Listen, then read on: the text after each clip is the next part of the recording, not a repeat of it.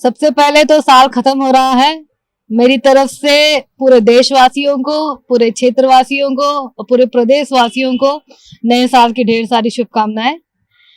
और ये जो फोटो वायरल हुई है, इसे तो खुद मैंने ही फेसबुक पे डाला था, क्योंकि माननीय प्रधानमंत्री जी के साथ जो अभी शीतकालीन सत्र खत्म हुआ है, उस दौरान मैं काफी मंत्रियों से मिली।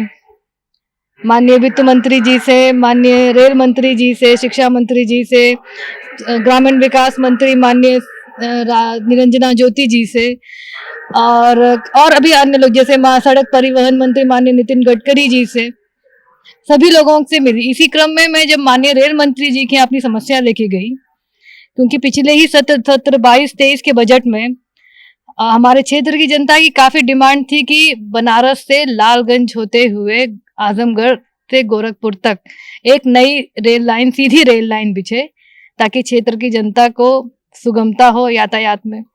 इसी का सर्वे का बजट 22-23 में आया है। मैं माननीय रेल मंत्री जी से इसी संदर्भ में मिलने गई थी। और क्षेत्र की एक और समस्या है कि दुर्वासा फूलपुर, जो दुर्वासा पवित्र धाम है हमारे यहाँ, उसको जोड़ने के लिए, सुगमता के लिए, क्या ओवरब्रिज या बाईपास या एक अच्छी सड़क वहां पे हमको चाहिए थी। तो इस दौरान 22-23 के बजट सेशन में भी मैंने आजमगढ़ के लिए दिल्ली से आजमगढ़ की वंदे भारत की ट्रेन की भी डिमांड रखी थी। यही सब समस्या लेके मैं माननीय रेल मंत्री जी के यहाँ से मिलने गई। तो माननीय रेल मंत्री जी ने कहा कि 300 वंदे भारत की एक योजना केंद्र से आने वाली है, इसमें आप माननीय प्रधानमंत्री जी को भी एक ज्ञापन दे दीजिए, चिट्ठी दे दीजिए।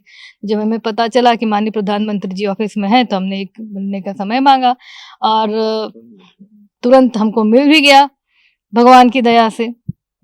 तो जब हम माननीय प्रधानमंत्री जी के यहाँ गए, तो हमने सर को बताया कि सर, आपका क्षेत्र बनारस और माननीय मुख्यमंत्री जी के क्षेत्र के दोनों के बीच में आजमगढ़ है, लेकिन आजमगढ़ में जो विकास की गति होनी चाहिए वो काफ़ी कम है।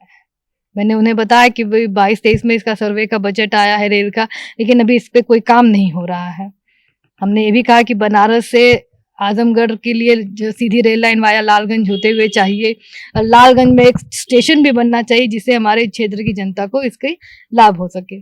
और इसी दौरान हमने एक उनसे पत्र भी लिख के दिया कि हमको दिल्ली से आजमगढ़ के लिए एक वंदे भारत ट्रेन दी जाए, ताकि जो लोग दिल्ली से आजमगढ़ के लिए बहुत देर का समय में आते हैं, उनको आसानी हो सके। काफ़ी मरीज हमारे यहाँ से एम्स जाते हैं, काफ़ी व्यापारी, काफ़ी जो हमारे प्रोडक्ट्स हैं वो आने जाने में दिक्कतें होती हैं।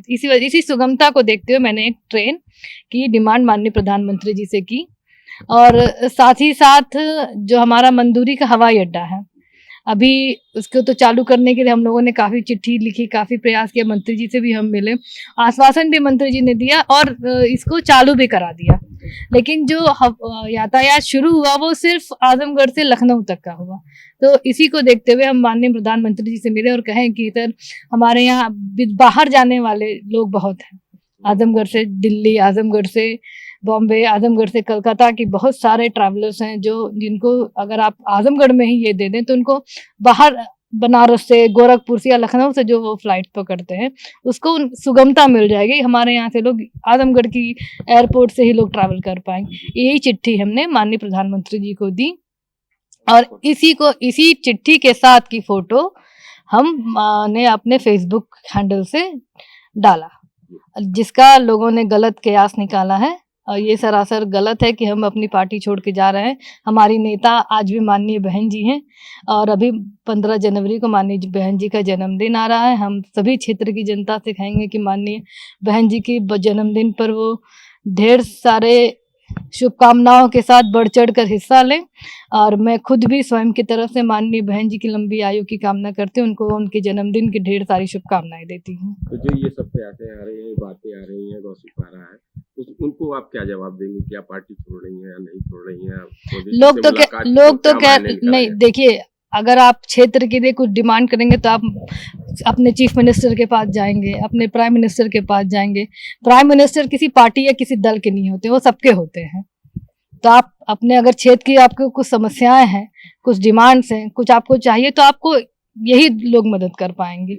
आप अपनी समस्या वहां तक नहीं पहुंचा पाए तो आपको सांसद बनने का कोई हक नहीं है। है ना। और लोग कह रहे हैं कि मेरी गाड़ी से झंडा उतर गया, तो आपको मैं विशेष रिक्वेस्ट करूंगी कि आप मेरी गाड़ी का झंडा लोगों को दिखाएं कि मेरी गाड़ी से झंडा नहीं उतरा है। हम बहुजन समाज पार्टी के कट्टर सिपाही हैं और आगे भी बने रहेंगे।